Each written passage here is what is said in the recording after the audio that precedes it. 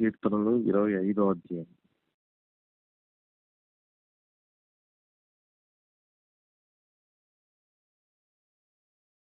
కీర్తనలు 25 ఇక్కడ మనం చూస్తే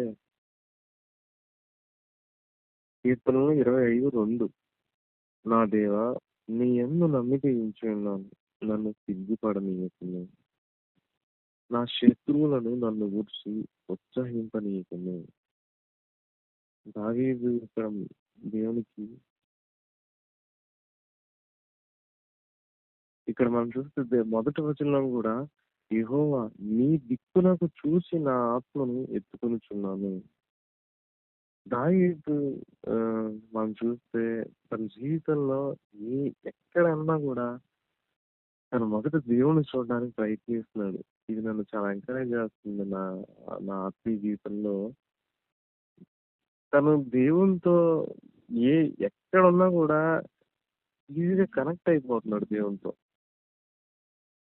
అంటే దేవుని వైపు తిరిగిపోతున్నాడు వెంటనే. తన జీవితంలో ఒక శ్రమ, ఒక కష్టం, ఒక నష్టం, ఒక హింస, ఒక బాధ చూసినప్పుడు వెంటనే అదే అంటున్నాడు ఇక్కడ, నీ దిక్కునకు చూసి నా ఆత్మ ఎత్తుకొనుచున్నాను. ఇప్పుడు తను మాట్లాడుతున్న మాట, నా దేవా నీ యందు నమ్మిక ఉంచి ఉన్నాను, నన్ను సిగ్గుపడనీయకుము. నిజంగా ఇది మనం సింపుల్ గా చదువుతున్నాం కానీ దాని దావీదు వెళ్తున్న పరిస్థితుల్లో ఉండి మనం చూస్తే ఎంతో ఇది హృదయం నుంచి వస్తున్నమాట. నా దేవా నీ యందు నమ్మిక ఉంచి ఉన్నాను, నన్ను సిగ్గుపడనీయకుము. నా శత్రువులు నన్ను గురించి ఉత్సహింపనీయకుము. వీళ్ళు దేవుడు అట్టి హృదయాన్ని దావీదు. అందుకే మనం తర్వాత చూస్తే 3వ వచనంలో నీ కొరకు కనిపెట్టి వారిలో ఎవరును సిగ్గునందడు. నమ్మాడు దావీదు. నీ కొరకు నిన్ను చూసేవాడు ఎప్పటికీ సిగ్గునందడు. నీ కొరకు కనిపెట్టడం ఆ ఫెయిత్కి వచ్చాడు దావీదు. తర్వాత చూస్తే 4వ వచనంలో కూడా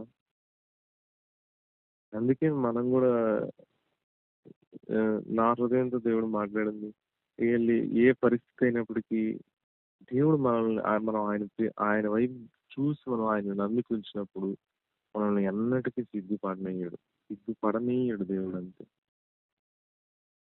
మన తలెత్తేవాడుగానే ఉంటాడు. మన శత్రువు మనల్ని చూసి అతిశయింపకుండా చేయగల దేవుడు ఆయన మన పక్షంలో ఉన్నాడు అనేది మనం బిలీవ్ చేయాలి.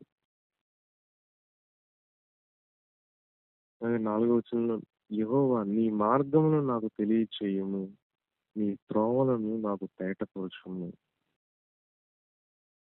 దావీదుకున్న ఆయన హృదయంలో ఉన్న డిజైర్ చూస్తే నీ మార్గములు నాకు తెలియచేయము, నీ త్రోవలు నాకు తేటపరచుము, నన్ను నీ సత్యమును అనుసరింపచేసి 5వ వచనం నాకు ఉపదేశము చేయము. నీవే నా రక్షణకర్తవైన దేవుడు, దినమెల్లా నీ కొరకు కనిపెట్టుచున్నాను.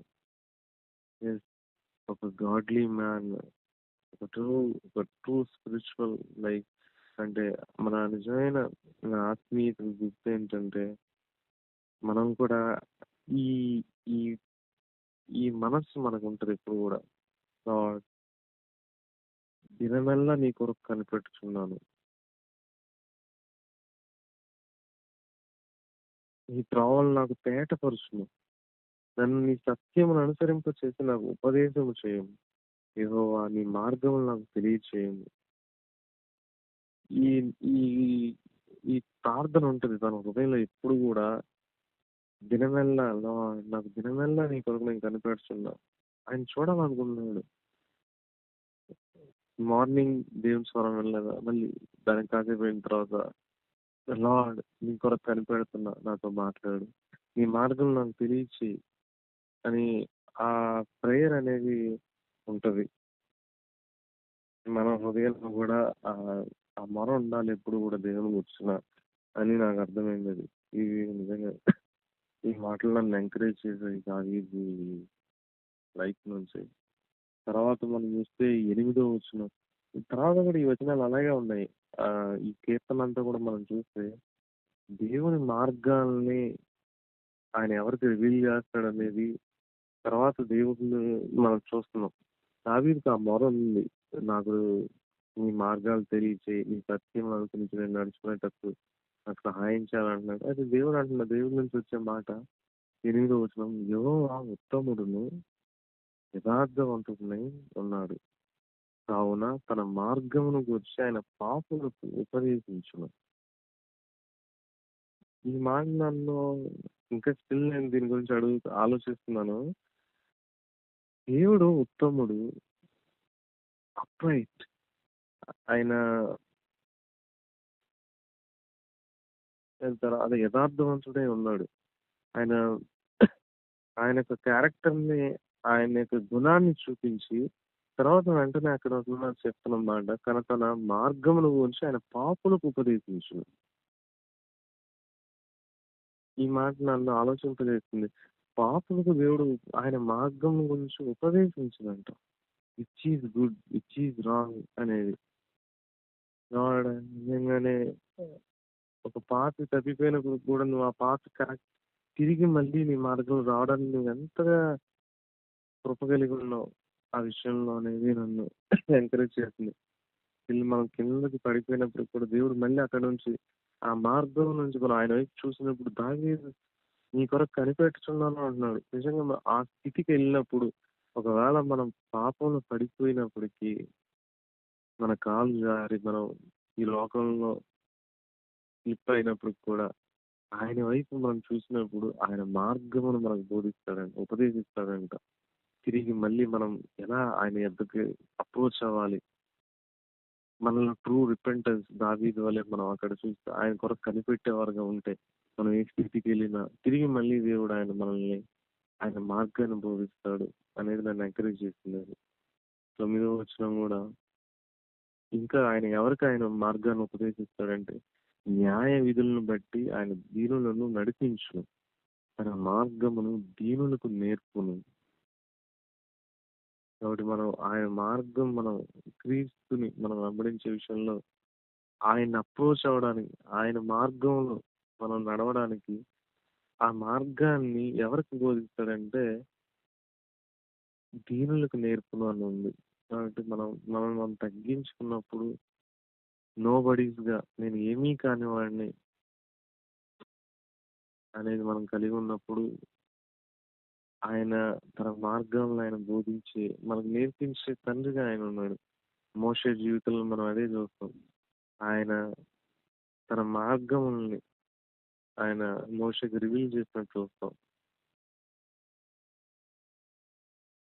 తర్వాత మనం చూస్తే 12లో యెహోవా యందు భయభక్తులు గలవాడు ఎవడో వారు కోరుకొనవలసిన మార్గమును ఆయన వారికి బోధించును. కాబట్టి ఇంకొక క్యారెక్టర్ ఏంటంటే భయభక్తులు. గాడ్లీ ఫియర్, దేవుని యందు భయం. ఆ వ్యక్తికి కూడా ఆయన మార్గాల్ని రివీల్ చేస్తాడని ఉంది. కింద 14లో కూడా మనం చూడొచ్చు. యెహోవా మర్మము ఆయన యందు భయభక్తులు గల వారికి తెలియచేయున్నది. ఆయన తన నిబంధనను వారికి తెలియచేయును. కాబట్టి ఈ 2 వచనాలు కూడా సేమ్. ఆ భయభక్తులు కలిగిన వ్యక్తి ఎవరైతే ఉంటారో వారికి ఆయన మార్గంని రివీల్ చేయడానికి ఆయన ఇష్టపడుతున్నాడు. కాబట్టి మనం ఇవి చూడొచ్చు. ఆయన మొదటగా తన మార్గమును గురించి ఆయన పాపులకు ఉపదేశిస్తున్నాడు. వాళ్ళ ట్రూ రిపెంటెన్స్‌తో యథార్థం ఇక్కడ మనం చూస్తే ఆయన పరిచయం చేసుకున్నాడు. నేను యథార్థవంతుడై ఉన్నాడు అని. ఉత్తముడును యథార్థవంతుడు. మనం మన పాపం విషయంలో మనం యథార్థంగా ఉన్నప్పుడు దావీదు వలె మనం ఆ రిపెంటెన్స్ ఆ స్థితిని మనం ఆయన్ని కోరుకున్నప్పుడు మనం పడిపోయినప్పటికి తిరిగి ఆయన మన మార్గాలను బోధించడానికి ఆయన ఇష్టపడుతున్నాడు. అలాగే ఆయన దీనులకు తన మార్గాలను నేర్పించడానికి ఇష్టపడుతున్నాడు. అలాగే ఆయన యందు భయభక్తులు గల వారి యెడల కూడా ఆయన ఆయన ఆయన యొక్క నిబంధనను, ఆయన యొక్క మర్మము, సీక్రెట్స్ ఏవైతే ఉన్నాయో దేవునికి సంబంధించి అవి రివీల్ చేయడానికి ఇష్టపడుతున్నాడు. ఇవి ఇవి నన్ను ఎంకరేజ్ చేసాయి. కాబట్టి ఆ క్యారెక్టర్‌ని మనం బిల్డ్ చేసుకోవాలి మన స్పిరిచువల్ లైఫ్‌లో. హానెస్టీ, ఆ యథార్థమైన హృదయము, ఆ దీనత్వం, దీనులుగా ఆయన ఎదుట మనం ఉండడం, భయభక్తులు కలిగి. ఈ 3 విషయాలు మనం మనం బైబిల్ చదివేటప్పుడు గాని, ఆయన యొద్ద ఆయన పాదసన్నిధికి వచ్చినప్పుడు ఈ మనసుతో మనం రావాలి. అప్పుడు మనం ఆయన నుంచి మనం ఆ రెవల్యూషన్ అనేది, ఆ ప్రత్యక్షతను పొందుకుంటాం అనేది నాకు అర్థమైంది. తర్వాత కూడా 13, నా కనుదృష్టి ఎల్లప్పుడూ యెహోవా వైపుకే తిరిగి ఉన్నది. ఆయన నా పాదములను వలలో నుండి విడిపించును.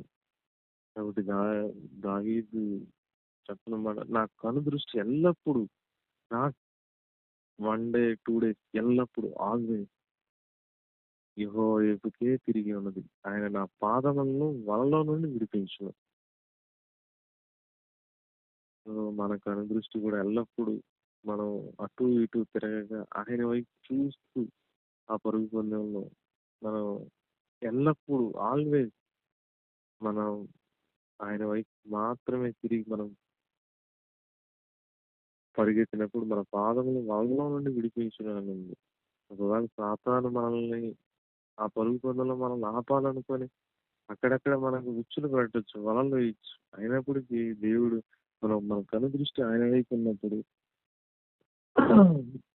అదెలా ఎంత ఈజీగా దేవుడు ఆ వలలో నుంచి, ఆ యొక్క సాతాను అటాక్స్ నుంచి, ఆ శోధన నుంచి మనల్ని విడిపించడానికి, మన కాలు చిక్కిపోకుండా, మనం పడిపోకుండా, మనం ఈజీగా పరిగెత్తడానికి, మన విశ్వాసాన్ని కోల్పోకుండా దేవుడు చేయగలడు.